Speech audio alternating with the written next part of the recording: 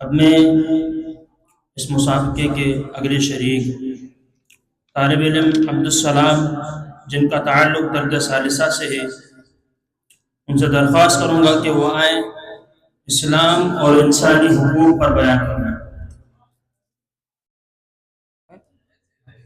الحمد لله رب العالمين والصلاة والسلام على أشرف الأنبياء والمرسلين، أما بعد فأعوذ بالله من الشيطان الرجيم، بسم الله الرحمن الرحيم، إن الدين عند الله الإسلام، وقال النبي صلى الله عليه وسلم لا يرحم الله من لا يرحم الناس۔ محترم معزز علماء کرام اور حاضرین مجلس، السلام علیکم ورحمۃ اللہ وبرکاتہ۔ آج میں آپ حضرات کے سامنے جس موضوع کو لیے حاضر ہوا ہوں وہ اسلام اور انسانی حقوق کے نام سے معنون ہے۔ ایسے پرفتن اور تاریک دور میں اسلام کا آفتاب عالم فالان کی چوٹی سے طلوع ہوا اور اس کی نورانی کرنوں نے دیکھتے ہی دیکھتے سارے عالم کو بقائے نور بنا دیا۔ بھٹکے ہوئے نے راہ پائی، ظلم و جور کے گھٹا ٹول بادل چھٹ گئے اور کچلی ہوئی انسانیت نے دوبارہ کروٹ لی۔ وہ لوگ جو کل تک ظلم سہتے پھر رہے تھے اور مسلسل مظالم نے ان کی کمر توڑ دی تھی، اٹھ کھڑے ہوئے، فتنہ و فساد کا سرچشمہ خشک کر دیا۔ شرارت و شیطانیت کی جہنم ٹھنڈی پڑ گئی۔ اونچ نیچ شریف وزی کا امٹتا ہوا طوفان تھما۔ انسانی قوانین نے ساری دنیا میں تہلکہ مچا رکھا تھا، انسانوں کو مختلف حصوں میں بانٹ دیا تھا اور انسانوں کو وحشت و درندگی اور ظلم و جور کا تختہ مشق بنا رکھا تھا۔ اسلام نے آ کر اصلاح و تبلیغ کا جھنڈا بلند کیا اور سارے عالم کو اس کے سائے میں جمع ہونے کی دعوت دی۔ انسان جو اپنی شرافت و کرامت کو گم کر چکا تھا اور پستی کی انتہا تک پہنچ چکا تھا، اسلام نے آ کر انسان کو پستی سے اٹھایا اور اوج ثریا پر پہنچا دیا۔ انسانی سوسائٹی کو تہذیب کی شاہراہ پر چلایا۔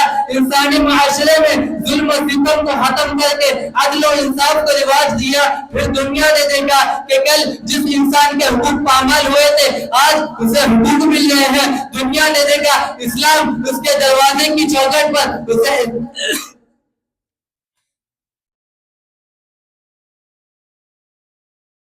اسلام نے دیکھا اسلام اس کے دروازے کی چوکھٹ پر اسے انصاف دلا رہا ہے۔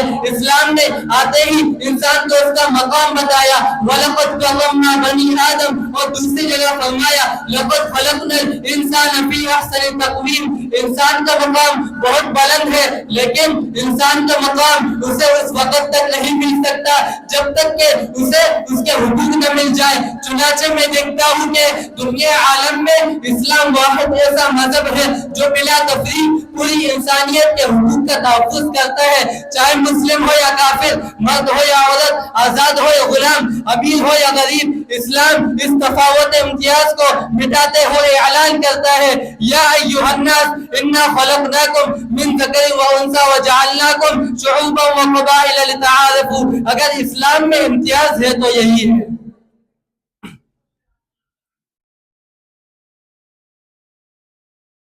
سامعین محترم، آج پوری دنیا انسانی حقوق ہیومن رائٹس کے نام پر ایک پروپیگنڈا کیا جا رہا ہے۔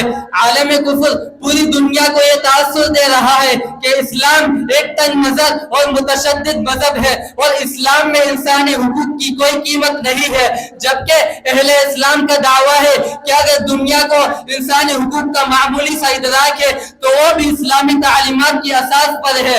سامعین محترم، اس پروپیگنڈے کی بنیاد اس بات پر ہے کہ آج کے دور میں ہر شخص نے انسانی حقوق کی اپنی ایک تعبیر کی ہے اور اپنی ہی تعبیر اور نظریے کو معیار بنا کر دنیا پر مسلط کرنا چاہتا ہے، لیکن یہ بات یاد رکھنی چاہیے کہ ہر شخص کے خود ساختہ نظریے کو انسانی حقوق کے لیے بنیاد بنانا بیجا ہے۔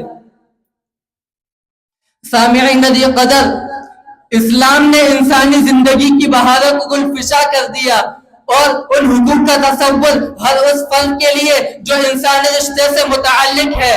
چنانچہ ان حقوق کا تصور والدین کے لیے بھی ہے. وَوَصَّيْنَا الْإِنسَانَ بِوَالِدَيْهِ إِحْسَانًا اولاد کے لیے بھی ہے. وَلَا تَقْتُلُوا أَوْلَادَكُمْ مِنْ إِمْلَاقٍ میاں بیوی کے لیے بھی ہے. هُنَّ لِبَاسٌ لَكُمْ وَأَنْتُمْ لِبَاسٌ لَهُنَّ رشتہ داروں مسکینوں اور مسافروں کے لیے بھی ہے. فَآتِ ذِي الْقُرْبَى حَقَّهُ وَالْمِسْكِينَ وَابْنَ السَّبِيلِ یتیموں کے لیے بھی ہے. وَأَنْ تَقُومُوا لِلْيَتَامَى بِالْقِسْطِ حاجت مندوں کے لیے بھی ہے. وَفِي أَمْوَالِهِمْ حَقٌّ لِلسَّائِلِ والمحروم ان حقوق کا تصور غلاموں کے لیے بھی ہے.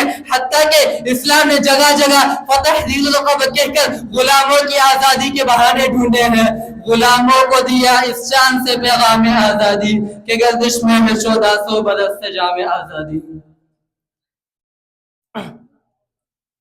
سامعین محترم، اگر آج بھی انسان اپنے حقوق کا تحفظ کرتا ہے یا تحفظ چاہتا ہے تو اسلام کے دامن کو تھام لے، اسلام کی آغوش میں آ جائے. پوری دنیا اپنے حقوق کے اصول کے لیے پریشان ہے، لیکن افغانستان میں جب سے اسلامی نظام آیا تو پھر حق والوں کو اپنے دروازے پر حقوق ملنے لگے. گلی کوچوں میں عدل و انصاف کا چرچا ہونے لگا. یہ اس لیے ہوا کہ وہاں اسلامی قانون بنا، اسلامی آئین بنا، اسلامی دستور بنا. اگر دنیا میں کوئی ضابطہ، کوئی قانون چل سکتا ہے تو وہ صرف اور صرف اسلام کا ہے. یہ آئین قرآن ہے سارے جہاں کے لیے، یہی رونق ایمان ہے مسلمان کے لیے. وآخر دعوانا ان الحمدللہ رب العالمین.